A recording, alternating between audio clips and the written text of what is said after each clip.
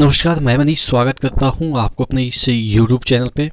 दोस्तों, आज एक ऐसे चीज़ के बारे में अपन डिस्कस करने वाले हैं। रेलवे से संबंधित एक ऐसा चीज़ आया है जो कि आपको थोड़ा सा शॉकिंग लगेगा। एक्चुअली क्या होता है कि बहुत सारे ऐसे आपके इर्द गिर्द हो गए।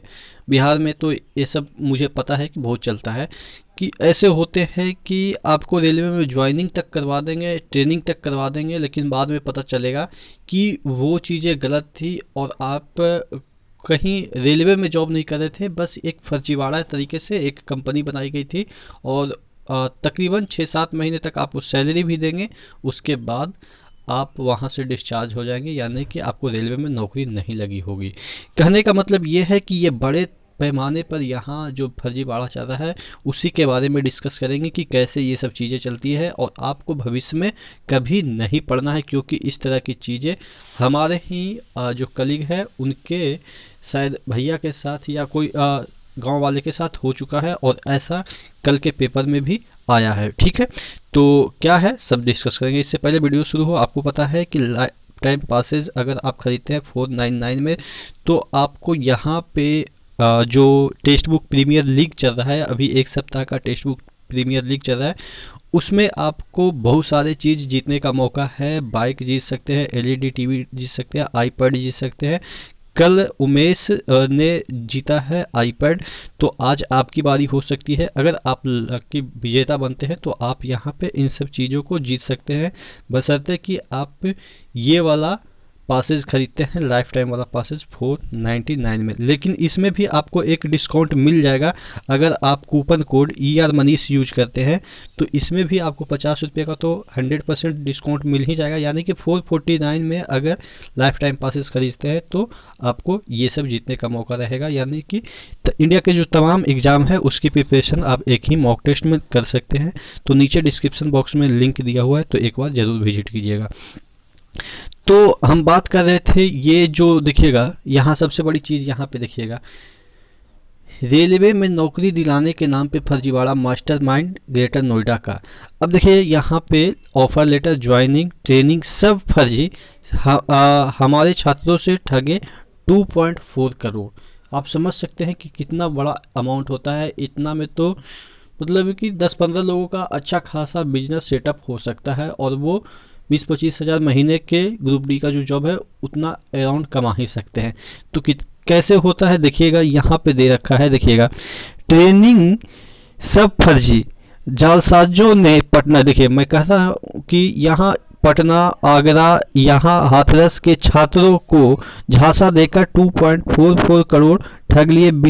यहाँ पे देखिएगा, गरीब छात्रों की जालसाजों ने रेलवे में नौकरी कराने का फर्जी जॉब लेटर थमाया।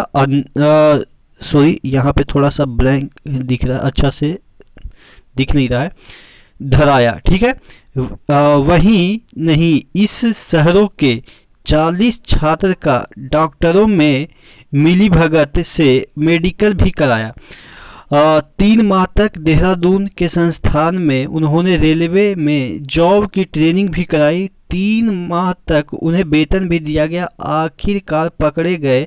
दिल्ली की आर्थिक अपराध इकाई ने नौकरी देने के नाम पे फर्जीवाड़ा करने वाले गिरोह के मास्टरमाइंड फिरोज को ग्रेटर नोएडा से गिरफ्तार कर लिया।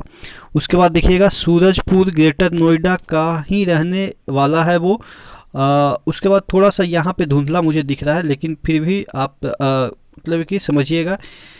इन्हीं दोनों ने से मिली सुराग के बाद पुलिस ने जाल साजों को जाल बिछा के गिरफ्तार किया। ये उसी तरीके से गैंग चला रहे थे। झांसे में आए युवाओं को देहरादून में फर्जी ट्रेनिंग भी करवाए थे। दिल्ली पुलिस का दावा है कि वो ठग 40 छात्रों से अब तक 2 करोड़ 44 लाख रुपये ठग चुके हैं। देखिएगा, इधर थोड़ा सा धुंधला दिख रहा था इसलिए मुझे पढ़ने में दिक्कत हो रही थी। तो देखिएगा, खुद को IAS दिखा रेलवे बोर्ड के बड़े अधिकारी से संपर्क बताकर फंसाता था। तो ये सब जो देखिएगा, ट्रेनिंग के बाद ड्यूटी के लिए पहुंचे तो खुला राज। देखिएगा यहाँ पे लिखा हुआ है, अपराध शाखा के अतिरिक्त आयुक्त पुलिस आर.के. सिंह ने बताया कि 3 महीने की ट्रेनिंग करने के बाद जब ये लोग जमशेदपुर के टाटा नगर स्थित डीआरएम ऑफिस पहुंचे तो उन्हें बताया गया कि उन्हें रेलवे के बोर्ड नौकरी नहीं लगी है। कहने का मतलब ये है कि देखिए कैसे होता है, मैं आपको संक्षिप्त में बताता हूँ। इसमें वही चीज़ें लिखी रहती है जो मतलब कि अक्सर होता है। देखिए इसमें क्या होता है कि सबसे पहले क्या होगा कि आपको एकदम से, अब तो सब चीज़ प्रिंटेड है और ऐसा प्रिंटर आ गया है, ऐसा स्कैनर आ गया है कि आपको सब चीज़ ओरिजिनल लगेगा।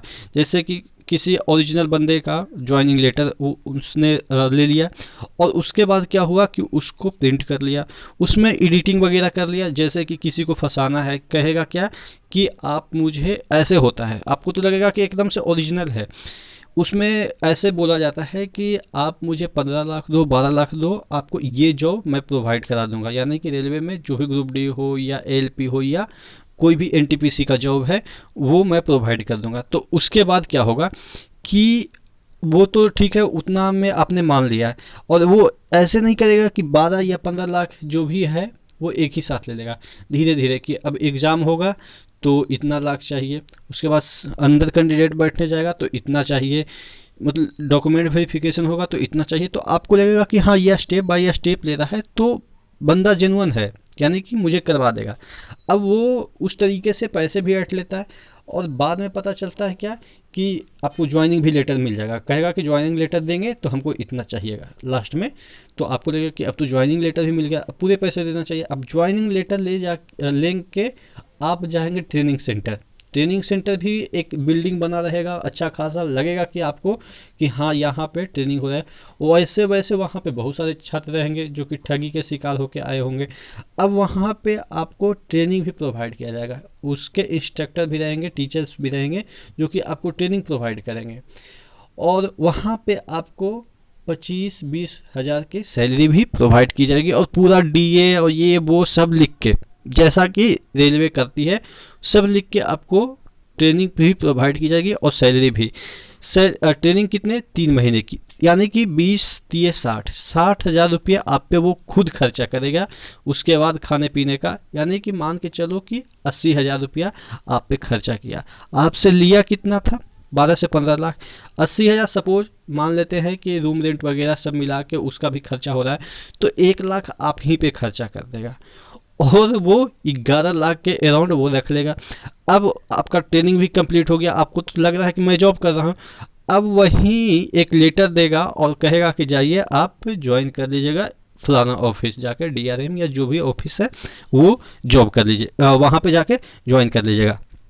तो वहाँ पे जाइएगा तो इस तरह से अभी जहाँ पे यहाँ पे लिखा है ट्रेनिंग के बाद ड्यूटी के लिए पहुँचे तो खुला राज। अब डीआरएम ऑफिस पहुँचे कि सर हमारा ज्वाइनिंग लेना है, तो डीआरएम साहब बोलेंगे, यानी कि वहाँ के ऑफिसर जो हाँ ज्वाइनिंग लेते हैं कार्मिक विभाग के, वो बोलेंगे कि आपका कहाँ तो एग्ज़ाम ही नहीं हुआ है आपका, ठीक है। तो खुलेगा राज कि हमने तो यहाँ से ट्रेनिंग किया है, और वहाँ से क्या होगा कि सब बिल्डिंग वगैरह खाली करके निकल लेंगे।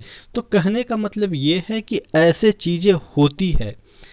आप अगर बैक डोर से घुसने की कोशिश कर रहे हैं तो ये मान के चलिए कि ज़िंदगी में कभी भी, मतलब कि कुछ भी आपके साथ हो सकता है। हमेशा डर की ज़िंदगी आप जिएंगे। इवन आप रेलवे में 5 साल तक भी जॉब कर लिए होंगे, तब पर भी आपको ज़िंदगी में डर के ही जीना पड़ेगा, क्योंकि कभी भी फाइल खुल सकता है और कोई भी त्रुटियां निकली तो आपसे हर्जाना भी लिया जाएगा जॉब करने के दौरान, और उसके बाद जेल होना तो अलग है, ठीक है।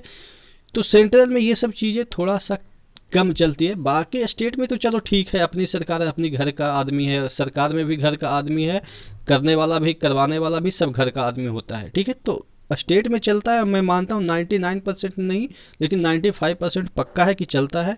कोई भी स्टेट हो, मुझे तो नहीं लग रहा है कि इंडिया में कोई ऐसा स्टेट हो जहाँ पे पैसे से नौकरी नहीं बिकती होगी। मैं ओपनली कह रहा हूँ क्योंकि मैं इस चीज़ को फेस करता हूँ, अपने आस पड़ोस देखता हूँ कि सपोज मेरे स्टेट बिहार है, तो अगर 50 आदमी मेरे गांव में स्टेट गवर्नमेंट की जॉब कर रहा है, उसमें 45 आदमी फर्जी से ही कर रहा है।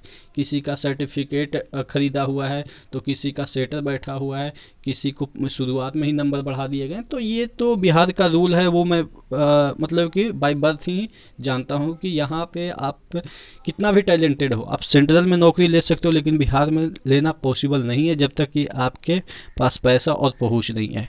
तो ये सब चीज़ें हैं वो चलती रहेगी, लेकिन आपको इन सब चीज़ों से ध्यान रखनी है कि इस तरह से अगर नौकरी नहीं है तो नौकरी लेने के चक्कर में इस तरह की एक्टिविटी करते हैं तो बहुत बुरे स्थिति में पड़ सकते हैं। ठीक है, तो नेक्स्ट वीडियो मिलते हैं। आपकी क्या राय है नीचे कमेंट बॉक्स में कमेंट करके ज़रूर बताइएगा।